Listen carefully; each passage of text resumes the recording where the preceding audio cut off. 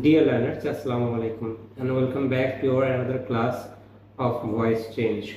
So today we will complete the full voice and আজকে আমরা কিছু এক্সেপশনাল জিনিস নিয়ে আলোচনা করব যেটা নরমালি একটু বেসিক লেভেলে না মানে একটু অ্যাডভান্স লেভেল থেকে পরীক্ষায় মাঝে মধ্যে এখান থেকে কিছু প্রশ্ন আসে।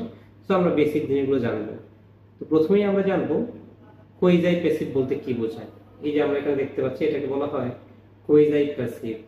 ওকে, অনেকে কোয়াজি প্যাসিভ বলে বাট অ্যাকচুয়াল প্রোনাউন্সিয়েশন হচ্ছে কোইজাই প্যাসিভ।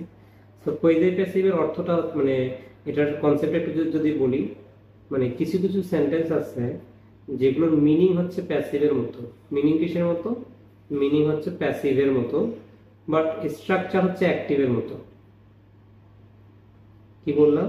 কিছু কিছু সেন্টেন্স রয়েছে যেগুলোর মিনিং প্যাসিভের মতো বাট স্ট্রাকচার অ্যাক্টিভের মতো। এই ধরনের সেন্টেন্সকে বলা হয় কোইজাই প্যাসিভ। তো এখানে দেখো কিছু সেন্টেন্স দেয়া আছে, আমরা একটু এগুলো আলোচনা করি। প্রথম সেন্টেন্সটা দেখো বলেছে হানি টেস্ট সুইট, মধু খেতে মিষ্টি। তো যদি আমি এই বাক্যটাকে একটু এক্সপ্লেইন করি, দেখো যখন বলা হচ্ছে মধু খেতে মিষ্টি, তখন ডেফিনেটলি মধু কিন্তু মানুষকে বলে নাই যে আমি মিষ্টি। নিশ্চয়ই কোনো ব্যক্তি বা কোনো মানুষ অবশ্যই সেটা টেস্ট করে তারপর বলেছে, তার মানে মানুষের দ্বারা কাজটা করা হয়েছে। তো আমরা জানি প্যাসিভ ভয়েসে কি হয়, প্যাসিভ ভয়েসে কারো দ্বারা কোনো একটা কাজ করা হয়। তো এই জন্য এটার মিনিংটা কিন্তু প্যাসিভের মতো। ওকে, এটার মিনিংটা কিসের মতো? এর মিনিং হচ্ছে প্যাসিভের মতো, যেটা আমি অলরেডি এখানে বলেছি। মিনিং কিসের মতো? মিনিং প্যাসিভের মতো। বাট এটার যদি আমরা স্ট্রাকচার দেখি, খেয়াল করো, স্ট্রাকচার কিন্তু অ্যাক্টিভের মতো। ওকে, স্ট্রাকচার কিসের মতো? স্ট্রাকচার অ্যাক্টিভের মতো। কারণ কি? কারণ এটার স্ট্রাকচারের মধ্যে দেখো এখানে কিন্তু কোথাও বি ভার্ব নেই, ভি3 নেই। আর আমরা জানি প্যাসিভ ভয়েসে বি ভার্ব থেকে ভি3 থাকে, কিন্তু এখানে এগুলো নেই। তো স্ট্রাকচার দেখে বোঝা যাচ্ছে এটা অ্যাক্টিভ বাট এটার মিনিংটা হচ্ছে প্যাসিভের মতো। Similar thing, rice sells cheap, এটাও হচ্ছে তোমার দেখো এটার স্ট্রাকচার যদি আমরা দেখি এটা অ্যাক্টিভের মতো, আর যদি আমরা মিনিং দেখি এটা প্যাসিভের মতো। কেন মিনিংটা প্যাসিভের মতো?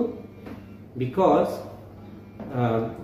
তোমার রাইস তো আর নিজে নিজে বিক্রি হয় না, নিশ্চয়ই কেউ না কোনো ব্যক্তিকে রাইসকে মানে বিক্রি করে। তো রাইস যখন বিক্রি করা হয় তখন আমরা যদি এবার পরের এক্সাম্পলটা দেখি, দেখো এখানে বলা হচ্ছে রাইস সেলস চিপ, অর্থাৎ ধান সস্তায় বিক্রি হয়।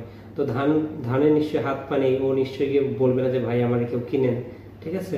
তার মানে নিশ্চয়ই কারো না কারো দ্বারা বিক্রি হয়, তার মানে মিনিংটা প্যাসিভের মতো বাট এটার স্ট্রাকচার অ্যাক্টিভের মতো। Okay, similar thing, the book is printing, বই তো নিজে নিজে প্রিন্ট হতে পারে না, নিশ্চয়ই কারো দ্বারা প্রিন্ট হয়, তার মানে মিনিংটা প্যাসিভের মতো, কিন্তু স্ট্রাকচার দেখো স্ট্রাকচার হচ্ছে অ্যাক্টিভের মতো।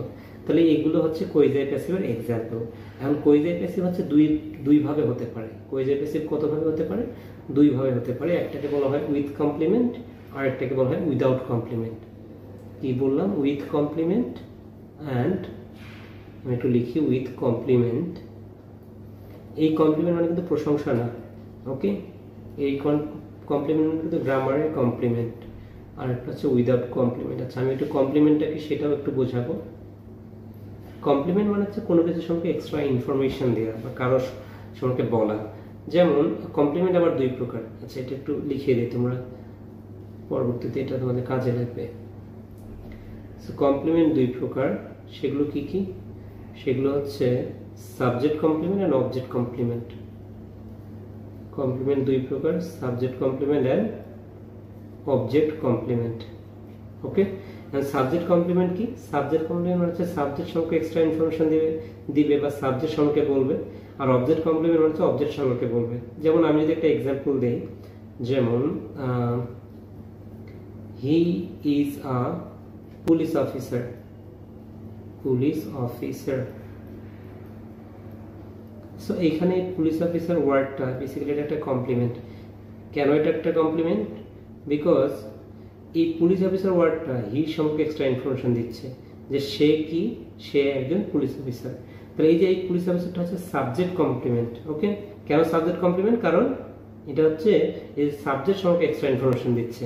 বাট আমি যদি বলি we made him police officer,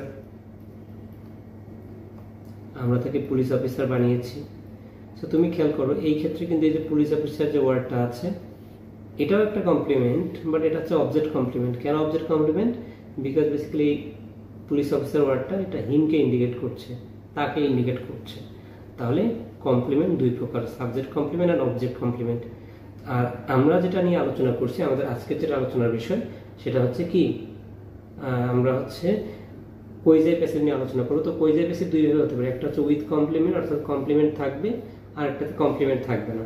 যেমন এই যে এখানে এক্সাম্পলটা দেখো, হানি টেস্ট সুইট, মানে মধু খেতে মিষ্টি। বলো তো এই সুইটটা কাকে ইন্ডিকেট করছে? এই সুইটটা বেসিক্যালি হানিকে ইন্ডিকেট করছে, তার মানে এটা হচ্ছে একটা সাবজেক্ট কমপ্লিমেন্ট, তার মানে এখানে কমপ্লিমেন্ট আছে। সিমিলারলি যে দেখো রাইস সেলস চিপ, এই চিপ ওয়ার্ডটা বেসিক্যালি এটা রাইসটাকে ইন্ডিকেট করছে। বাট এইখানে দেখো এই সেন্টেন্সটা দ্য বুক ইজ প্রিন্টিং, এখানে কিন্তু কোনো কমপ্লিমেন্ট নেই, এটা হচ্ছে এই যে উইদাউট কমপ্লিমেন্টের এক্সাম্পল। ওকে, এটা কিসের এক্সাম্পল? Without complement. আর এই বাকি দুইটাতে ছিল, এগুলো ছিল উইথ কমপ্লিমেন্ট। ওকে ওকে, এখন আমরা এগুলো একটু এদের প্যাসিভটা মানে কিভাবে প্যাসিভ চেঞ্জ করবো সেটা একটু দেখি। এটা প্যাসিভ চেঞ্জ করা খুবই সহজ, মানে প্যাসিভ করা খুবই সহজ, বিকজ এই যে শুরুতে যেটা থাকবে সেটাই নিব আমরা, সেটা দিয়ে স্টার্ট করবো, অর্থাৎ হানি। এখন দেখো টেস্ট সুইট বলেছে, তাহলে ইজ যেহেতু প্রেজেন্ট ইনডিফিনিট টেন্স, প্যাসিভ করার সময় এম ইজ আর বসবে। হানি is tasted sweet, honey is tasted sweet, এটা করা যেতে পারে। আরেকটা স্ট্রাকচার আছে, সেটা একটু লিখে দিই, এভাবেও করা যেতে পারে।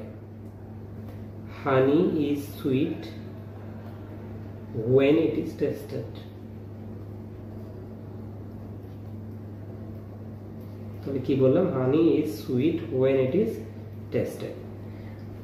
আরেকটা, এটা আমরা যদি করি রাইস সেলস চিপ, তাহলে এটার প্যাসিভ হবে rice is sold cheap, rice is sold cheap. আর আমরা এভাবে করতে পারি যে rice is cheap, rice is cheap when it is sold, when it is sold, আমরা এভাবে করতে পারি। আর আরেকটা আছে দেখো, এটা হয় এরকম যে the book is being printed, the book is being printed। So এই যে আমরা এতক্ষণ ধরে এই যে এরকম করছিলাম যে rice is chip when it is sold, এই যে এই স্ট্রাকচারটা দিয়ে, আমি কিন্তু উইদাউট কমপ্লিমেন্টের ক্ষেত্রে এইভাবে করতে পারবো না, কারণ আমরা কিন্তু এখানে যখন এটা করছি তখন কিন্তু দেখো আমরা কি করছিলাম, এখানে বেসিক্যালি এই যে সাবজেক্ট নিচ্ছিলাম, এরপর ভার্ব নিচ্ছিলাম, তারপরে যে কমপ্লিমেন্টটা নিচ্ছিলাম, এই যে চিপটা তো কমপ্লিমেন্ট ছিল, কিন্তু এই ক্ষেত্রে তো কোনো কমপ্লিমেন্ট নেই, তাই আমরা এই ধরনের সেন্টেন্স উইদাউট কমপ্লিমেন্টের ক্ষেত্রে এই স্ট্রাকচারটা ফলো করতে পারবো না, এই যে নিচের যে স্ট্রাকচারটা আছে এটা করতে পারবো না। বাট উইথ কমপ্লিমেন্ট হলে তোমরা ইজিলি এটা ইউজ করতে পারবে। তো এটা ছিল আমাদের কোয়েজাই প্যাসিভ সম্পর্কে বেসিক আলোচনা। তো এগুলো পরীক্ষা আসতে পারে, তোমরা ভালো করে প্র্যাকটিস করবে। ওকে, এরপরে আমরা আসি, দেখো এক্সেপশন অফ প্রিপোজিশন, অর্থাৎ প্রিপোজিশনের ব্যতিক্রম। এখানে যে তোমরা ওয়ার্ডগুলো দেখতে পাচ্ছ, এই যে দেখো অ্যানয়েড, অ্যানয়েড মানে বিরক্ত করা, সারপ্রাইজ মানে হচ্ছে বিস্মিত বা আশ্চর্য হয়ে যাওয়া, শকড মানে আতঙ্কিত, অ্যালার্ম মানে ভীত, ডিসঅ্যাপয়েন্টেড মানে হতাশ, ডিসপ্লিজ মানে অসন্তুষ্ট। সেই যে ওয়ার্ডগুলো আছে, এই ওয়ার্ডগুলোর পরে যদি কোনো ব্যক্তি থাকে, এই ওয়ার্ডগুলোর পরে যদি কোনো ব্যক্তি থাকে তাহলে আমরা উইথ বসাবো। আর এদের পরে যদি বস্তু থাকে বা কোনো বিষয়কে বোঝায়, মানে সহজ কথায় ব্যক্তি ছাড়া উইদাউট পার্সন, তাহলে আমরা অ্যাট বসাবো। ঠিক আছে, কিরকম জিনিসটা? ধরো আমি বললাম যে হি অ্যানয়েড মি, হি অ্যানয়েড মি, তাহলে এটা যখন আমি প্যাসিভ করবো, এটার প্যাসিভ হবে এরকম যে আই ওয়াজ অ্যানয়েড। এখন দেখো তো এরপরে কি আসবে, মনে করো এখানে হিম বসবে, কিন্তু এখানে কি বাই বসবে? বলো বাই বসবে? উত্তর হচ্ছে না, এখানে বাই বসবে না, এখানে কি বসবে? এখানে বসবে উইথ। কেন? বিকজ এরপরে যে দেখো একটা ব্যক্তি আছে, হিমটা ব্যক্তি, এই জন্য এখানে উইথ বসবে। বুঝতে পেরেছো? আর এখানে মেইন ভার্বটা কি? মেইন ভার্বটা হচ্ছে অ্যানয়েড। তাহলে এই যে এই ভার্বগুলো তোমাদের মুখস্থ করতে হবে, ঠিক আছে? বাট সেন্টেন্সটা যদি আমাদের এরকম থাকতো, খেয়াল করো যে his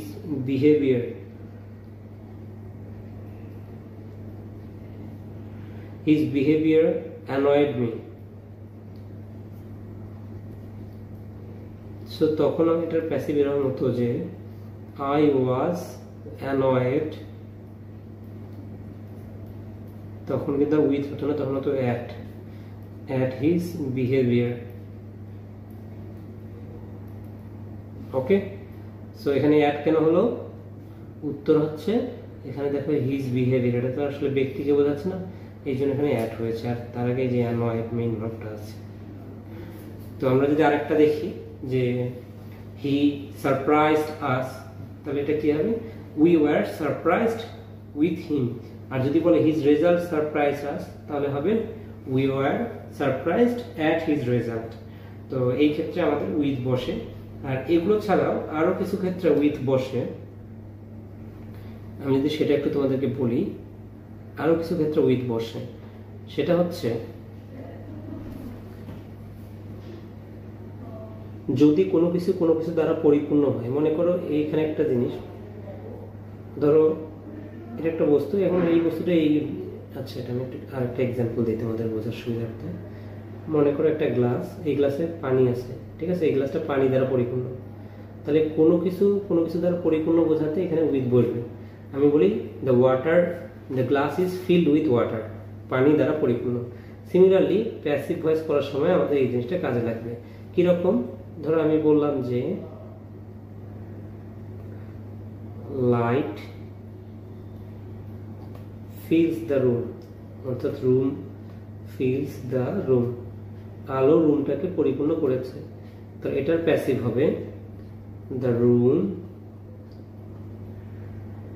is field, the room is filled with light, অর্থাৎ এই যে আলো দ্বারা পরিপূর্ণ।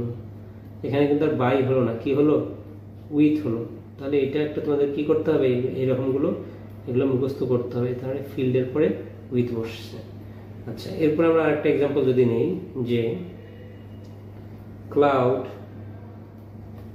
covers the sky, cloud covers the sky, তাহলে এটার প্যাসিভ হবে the sky is covered with cloud, the sky is covered with cloud. ওকে, তাহলে এখানে উইথ কেন হলো? বিকজ মেঘ দ্বারা পরিপূর্ণ, বুঝতে পেরেছ? মেঘ দ্বারা পরিপূর্ণ, এই জন্য এখানে উইথ হয়েছে। তাহলে আমরা মনে রাখবো যদি কোনো কিছু দ্বারা পরিপূর্ণ হয় সেক্ষেত্রে উইথ বসে। এরকম আরেকটা ব্যতিক্রম একটা ভার্ব হচ্ছে সিজ, সেইজ, মানে সেইজ। সেইজ অর্থ হচ্ছে গ্রাস করা। সেইজ অর্থ কি? গ্রাস করা। ওকে, সো একটা যদি সেন্টেন্স লিখি যে প্যানিক সেইজড দ্য রাইটার, এই সেন্টেন্সটা একটা স্টোরি থেকে নেওয়া হয়েছে। ক্লাস 12 এর বইয়ে লাঞ্চের নামে একটা স্টোরি আছে। ওকে, সো যদি কখনো তোমাদের সময় হয় তাহলে এই স্টোরিটা পড়িও, তাহলে বুঝতে পারবে যে আসলে লেখক কেন ভীত হয়েছিল বা কেন ভয় তাকে গ্রাস করেছিল। খুবই মজার একটা কাহিনী, ইন্টারের বই আছে, তোমরা সময় হলে এটা সুযোগ করে দেখে নিও। তো এটা কিভাবে আমরা প্যাসিভ করব? ওকে, এই জিনিসটা আমরা কিভাবে প্যাসিভ করব? তাহলে একটু আগে বলেছি যে সিজ, এই যে সেইজ থাকলে সেইজের পরে উইথ বসে। সেইজের পরে কি বসে? উইথ। এটা মনে রাখবো আমরা। তাহলে এটা এরকম হবে প্যাসিভ, যে দ্য রাইটার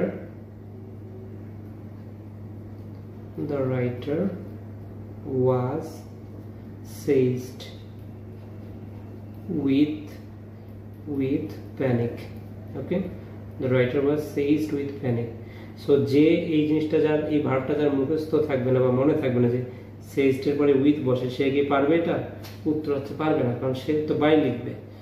এই জন্য তোমাকে এগুলো মুখস্থ করতে হবে যে seized এর পর with বসে, আবার কোনো কিছু দ্বারা কোনো কিছু পরিপূর্ণ হওয়া বুঝলে with বসে। ঠিক আছে, তারপরে এই যে আমরা যে একটু আগে যে ভার্বগুলো দেখলাম, যে এই ভার্বগুলোর পরে যদি কোনো ব্যক্তি থাকে এগুলোর পরে, তাহলে উইথ বসবে। আর যদি বস্তু থাকে তাহলে অ্যাট বসবে। ওকে, সো এটা একটু মনে রাখবে। আচ্ছা, এরপরে দেখো আমরা তো ওগুলো দেখলাম। এরপরে এই যে ভার্বগুলো দেখছো এগুলোর পরে বেসিক্যালি বাই না বসে টু বসে। এই ভার্বগুলো থাকলে টু বসবে। যেমন আমি যদি বলি আই নো ইউ, তাহলে এটার প্যাসিভ কিন্তু অনেকেই বলবে এরকম যে you are known by me, you are known by me, কিন্তু উত্তর হচ্ছে বাই কি হবে বলো, এখানে কি বাই হবে? উত্তর হচ্ছে না, বাই হবে না, এখানে টু হবে। কি বসবে? এখানে টু বসবে। কেন টু বসবে? কারণ আমরা জানি নো এর পরে, এই যে নো এর পরে কি বসে? টু বসে। এই যে দেখো নো এর পরে টু বসেছে। আচ্ছা আমি যদি বলি যে আই ওয়াজ obliged টু, আচ্ছা আমি যদি একটা সেন্টেন্স লিখি যে my mother obliged me to do this, এই কাজটা করতে আমার মা আমাকে বাধ্য করেছে। তাহলে এটার প্যাসিভ কি হবে? প্যাসিভ হবে আই ওয়াজ obliged, এই obliged এর পর কি বলবে? To, I was obliged to do this by my mother. So I hope যে তোমরা এটা বুঝতে পেরেছো। তাহলে যে নো, obliged এবং ম্যারিড, হ্যাঁ ম্যারিড, নোন এবং obliged, এদের পরে বাই না বসে কি বসে? টু বসে। এরপরে আমরা এখানে আরো কিছু ভার্ব দেখতে পাচ্ছি, যেমন ইন্টারেস্টেড, কনসিস্টেড, অ্যাবজর্বড, কন্টেইনড। এই ভার্বগুলোর পরে বাই না বসে ইন বসে। কি বসে? বাই না বসে ইন বসে। যেমন আমি যদি বলি যে this topic might interest, this topic might interest the students, অর্থাৎ এই টপিকটা অবশ্যই মানে এই টপিকটা স্টুডেন্টদের আগ্রহ বাড়াতে পারে। তাহলে এটার প্যাসিভ কি হবে? the students might be, এরপরে ইন্টারেস্টেড নিব, V3 করব, the students might be interested, এই যে এবার এখানে এসে ইন বসবে, কারণ ইন্টারেস্টেড পর কিন্তু বাই বসে না, ইন বসে। তো the students might be interested in this topic, so এটাই ছিল আমাদের মোটামুটি প্রিপোজিশনের ব্যতিক্রম। এগুলো একটু তোমাদেরকে মুখস্থ করতে হবে, মুখস্থ না করলে এগুলো পারবা না। সো আমাদের last but not the least, আমাদের আজকের শেষ বিষয়, সেটা হচ্ছে এতদিন তো আমরা ভয়েস চেঞ্জ করলাম, মানে আমাদের অ্যাক্টিভ দেওয়া থাকতো এবং আমরা কি করতাম? আমরা সেটাকে প্যাসিভ করতাম। কিন্তু যদি প্রশ্নে যদি প্যাসিভ দেয়া থাকে এবং বলে এটাকে অ্যাক্টিভ করো, তখন তুমি কি করবে? ওকে, সো চলো এই ধরনের ক্ষেত্রে কিভাবে করতে হয় সেটা একটু দেখি। প্রথমেই বলেছে আ থিফ ওয়াজ কট, একটা চোরকে ধরা হয়েছিল। তো চোরকে কে ধরেছিল? আচ্ছা আগে তোমাকে বুঝতে হবে যেটা কি অ্যাক্টিভ নাকি প্যাসিভ। উত্তর হচ্ছে এটা প্যাসিভ। কিভাবে বুঝলাম প্যাসিভ? কারণ খেয়াল করো এখানে বি ভার্ব আছে ওয়াজ এবং V3 আছে কট। তাহলে এই যে ও বি ভার্ব আছে এবং V3 আছে, আর এছাড়াও এই যে শুরুতে যে সাবজেক্টটা থাকবে এই আসলে কাজটা করবে না। হ্যাঁ, কারণ চোর কি বলতো, চুরি করার পর ও কি গিয়ে বলে যে ভাই আমাকে কেউ ধরেন। ঠিক আছে, চোর যদি এত ভালো হতো তাহলে বাংলাদেশে তো কোথাও আর পুলিশ প্রয়োজন হতো না। তো এ মেনলি কাজটা করবে না, এখানে বি ভার্ব থাকবে আর V3 থাকবে। এইরকম যদি কখনো পাও তাহলে বুঝে নিবে সেটা প্যাসিভ। আমরা আরেকটা এক্সাম্পল দেখি। দেখো বলছে my phone has been stolen.